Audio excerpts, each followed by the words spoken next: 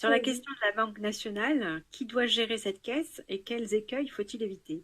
Y a-t-il des éléments importants? Y a-t-il des pays où c'est déjà à l'œuvre? Alors, Euh, l'écueil, juste j'en ai un qui me vient, c'est le fameux qui est. C'est quand tu dis, tu dis cinéma, grand spectacle, tu penses Hollywood. Bon, ben, quand on dit c'est quoi l'écueil, d'anglais, c'est le cas du Zimbabwe. En général, hein, dans les débats, c'est-à-dire que oui, c'est l'écueil vrai. qu'il faut éviter, en fait, il y a deux types de dépenses, comme dans n'importe quelle entreprise, à peu près. Il y a les dépenses de fonctionnement et les dépenses d'investissement. Mm.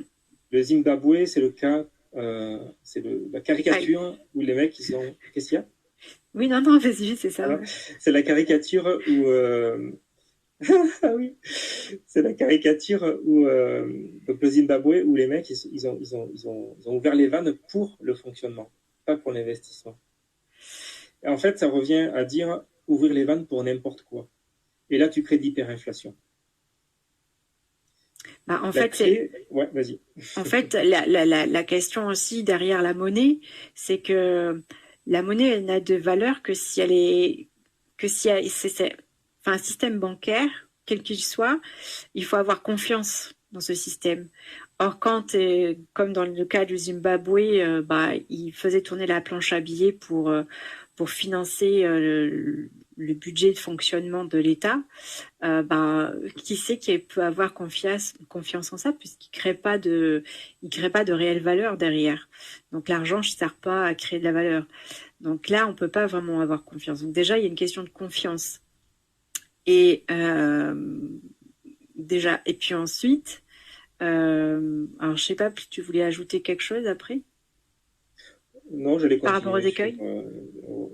sur les écueils. Bah, c'est celui-ci. De toute façon, d'ailleurs, c'est Oui, c'est le principal écueil, ironiquement, oui. la raison pour laquelle euh, pendant les gilets jaunes, il y a la question de la Banque nationale. On l'a tellement poussé dans les manifs partout que ça a titillé, ça a été repris, machin.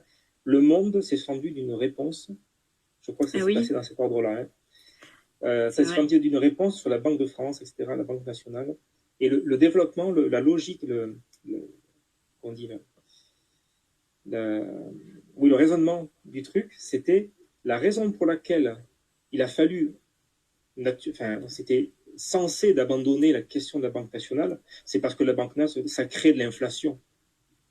Sauf que jamais dans l'histoire de l'humanité, on a vu autant d'inflation que dans le système actuel, où il n'y a pas de Banque nationale. Donc, bon, voilà, c'était un peu l'ironie. Y a-t-il des pays où c'est déjà à l'œuvre? Enfin, tu voulais rajouter quelque chose, Julie? Bah, peut-être d'abord répondre à la première question, c'est sur bah, doit diriger cette caisse. Et je Ah pense oui, que tu avais oui, c'est vrai. répondu en partie en fait sur le fait que bah, en fait doit être à la tête de cette future banque de la nation, bah, finalement toutes les forces productives qui ont été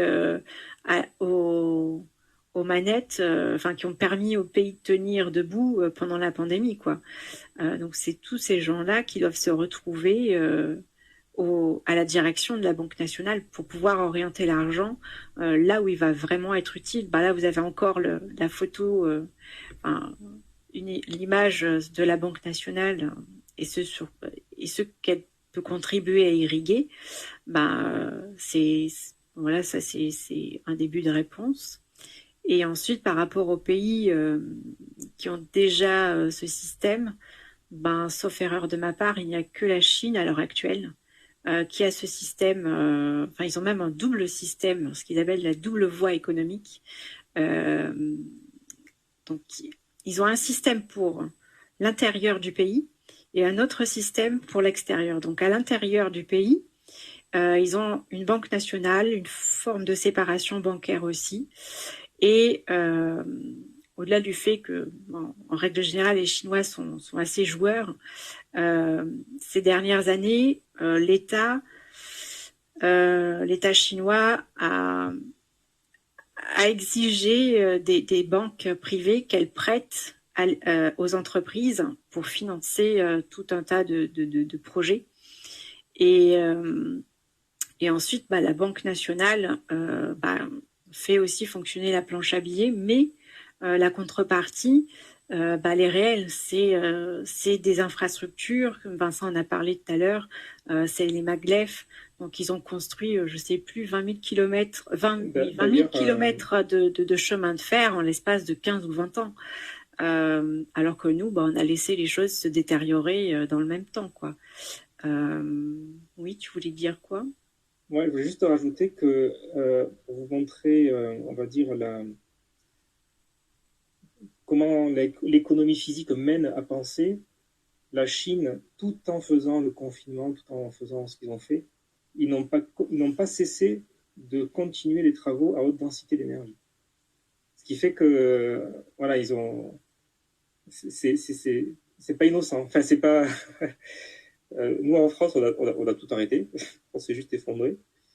Et derrière, on émet de la dette pour rembourser un truc qu'on n'a pas eu, des masques, des ventilateurs. Enfin, c'est juste complètement l'Ouest. Alors que, voilà, se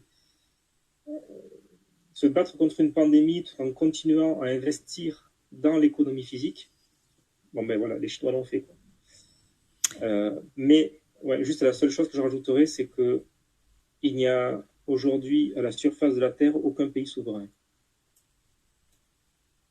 Ça répond un petit peu, y a-t-il des pays où c'est déjà à l'œuvre? Non. Tous les pays sont sous la coupe de la City de Londres, la plus grande lessiveuse d'argent, de blanchiment d'argent du monde. Et la petite sœur, c'est Wall Street. Pas l'inverse.